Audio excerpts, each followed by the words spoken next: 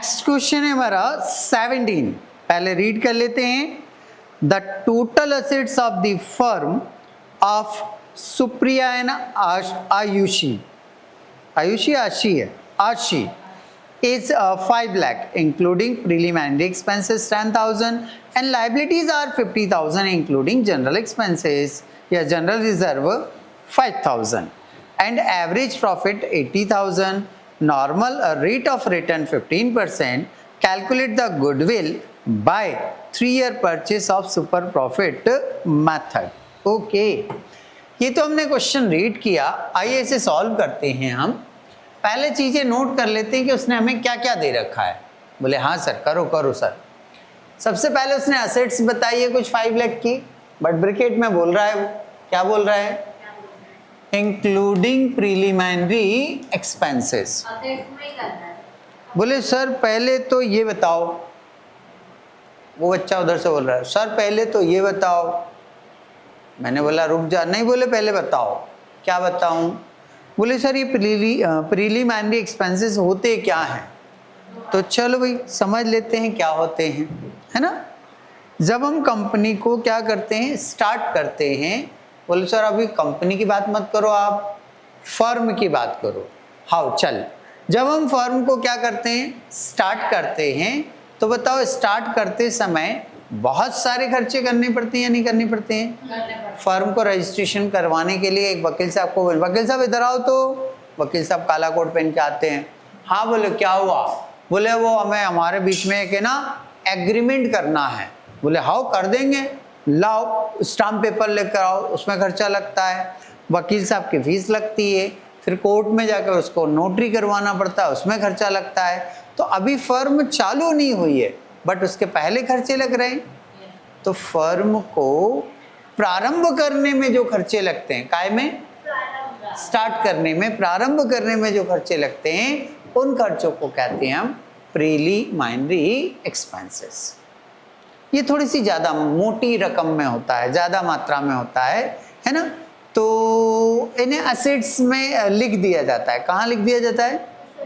But लेकिन किंतु परंतु जैसा फर्नीचर होता है वैसा ये प्रीलिमिनरी एक्सपेंसेस है क्या? नहीं, फर्नीचर का नेचर अलग है, प्रीलिमिनरी एक्सपेंसेस का नेचर अलग है। बिल्डिंग जैसा होता है वैसा प्रीलिमिनरी एक्सपेंसेस होता है क्या? नहीं, बिल्डिंग का नेचर अलग है, प्रीलिमिनरी एक्सपेंसेस का नेचर अलग है। बिल्डिंग मेरी रियल एसेट्स है, हाँ। फर्नीचर मेरी रियल एसेट्स है, हाँ। बोर्ड मेरी रियल एसेट्स है, हाँ। कार मेरी रियल एसेट्स है, हाँ। बट प्रीलिमिनरी एक्सपेंसेस मेरी रियल एसेट्स नहीं है, इसलिए मैं इसको असेट्स में इंक्लूड नहीं करूंगा। और यदि इंक्लूड है तो उसे घटा के अलग कर दूंगा। बात समझ में आ गई होगी कि प्रीलिमिनरी एक्सपेंसेस यदि असेट्स के अंदर इंक्लूड है तो मुझे उसको क्या करना है? लेस कर देना है, हटा देना है। हट बोले तेरा कोई अस्तित्व नहीं है। ओके ठीक सर। फिर लायबिलिटी दिया उसने 50,000। सर इसमें भी लिखा उसने, क्या लिखा? सर लिखा ना इंक्लूडिंग जनरल रिजर्व 5,000। अच्छा इसको भी समझाता हूं। मुझे यहां जो लायबिलिटी की जरूरत है वो एक्सटर्नल लायबिलिटी की जरूरत है। कौन से लायबिलिटी की जरूरत है? अब बोलोगे तो सॉरी ये एक्सटर्नल लायबिलिटीज क्या होती है? हाँ बताऊंगा एक्सटर्नल लायबिलिटीज क्या होती है। देखिए एक्सटर्नल लायबिलिटीज का मतलब ये होता है कि जिन लायबिलिटीज का मुझे बाहरी लोगों को पेमेंट करना है।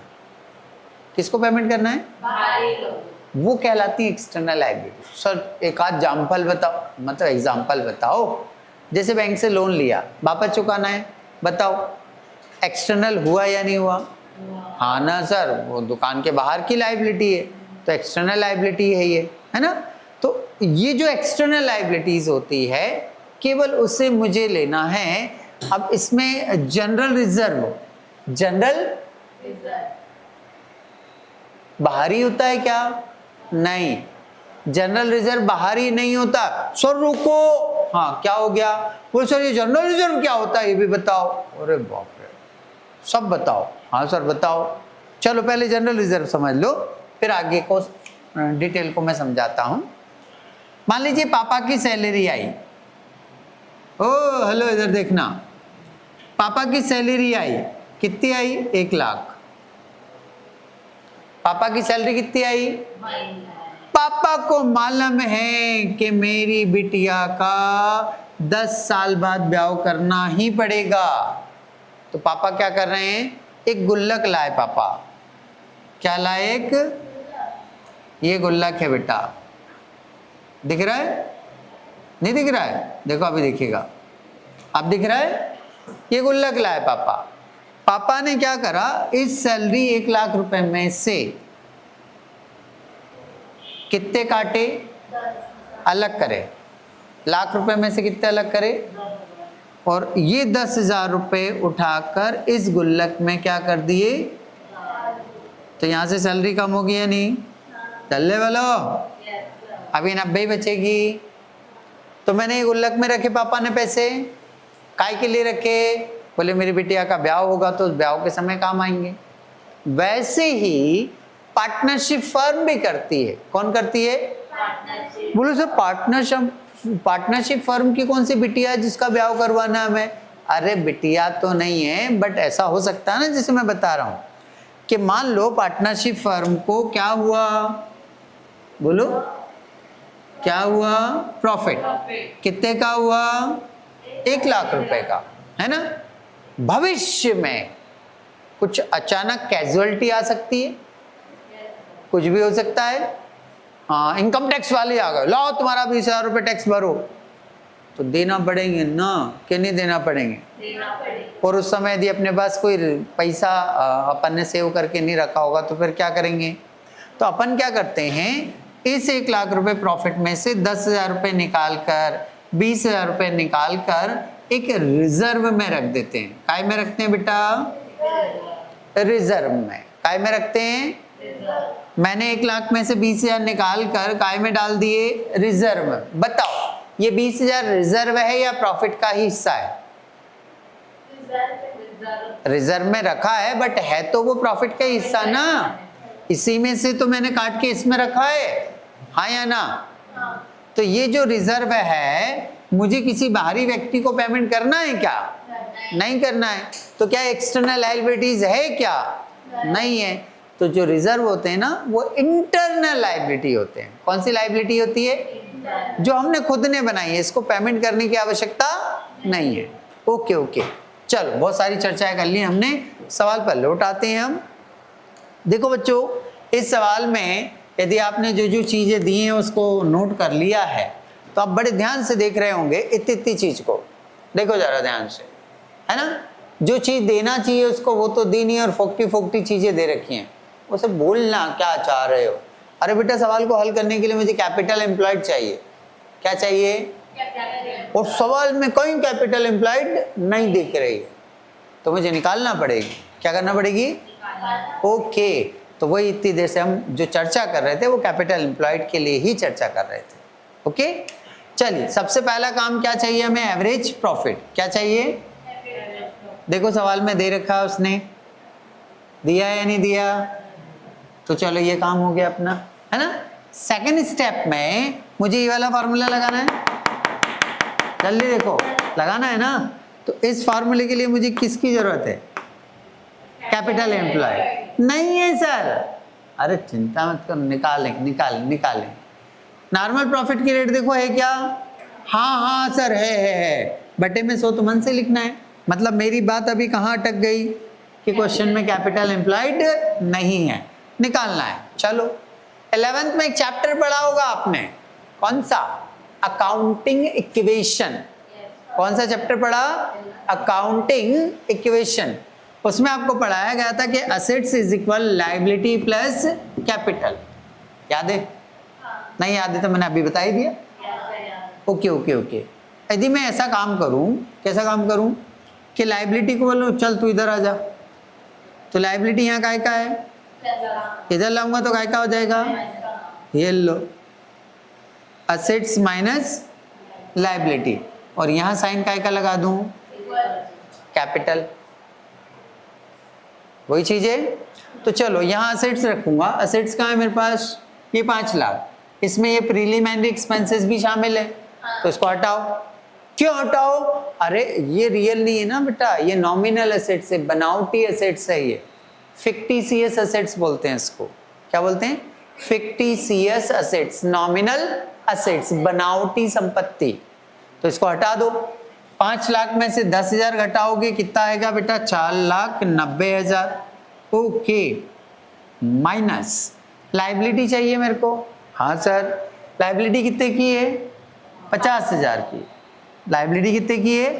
50,000 की। इसमें जनरल रिजर्व 5,000 का इंक्लूड है, इसको भी घटाओ। क्यों घटाओ? क्योंकि अपने को एक्सटर्नल वाले रिजर्व लाइबिलिटी चाहिए, इसमें तो इंटरनल वाला भी शामिल है जो हमने खुद ने बनाया है, इसलिए हटा रहे हैं हम। तो 50 में से बेटा 5,000 लेस कर दो, 45,000 आ जाएगा। असेट्स में से लाइबिलिटी को क्या करना है आपको?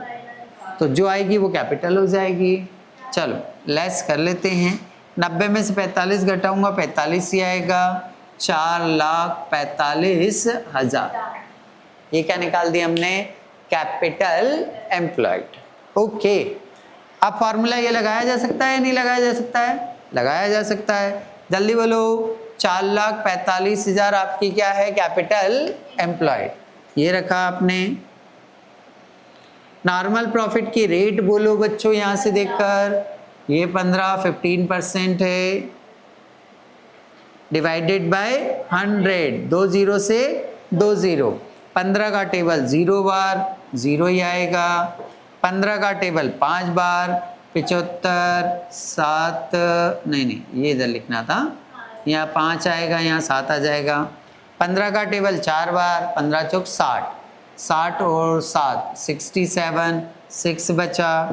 15 चौक 60, 60 और 6 66, 66, तो 66,750 बराबर है यहाँ तक। ओके, अगला स्टेप इधर आ जाओ बच्चों। Net average profit, net average profit 80,000। Okay, minus normal profit 66,750 बराबर। इसे इसमें से घटा लो। घटाओ सर, कितना रहा? 13,250। सही घटाया ना मैंने? घटा लेता हूँ ना मैं सही साठ। हाँ, ऐसा तुम भी सीखो। 13,250 यहाँ रखेंगे। हाँ, 13,250 into purchasing year. Purchasing year ढूंढो बेटा, कितने? 3 से क्या करेंगे हम? मल्टीप्लाई। 39,750। देखो बच्चों, सवाल सही है क्या? आंसर हाँ। तो इस तरह से हमारा सवाल का आंसर किताब से मैच हो जाता है। क्वेश्चन हमारा कंप्लीट।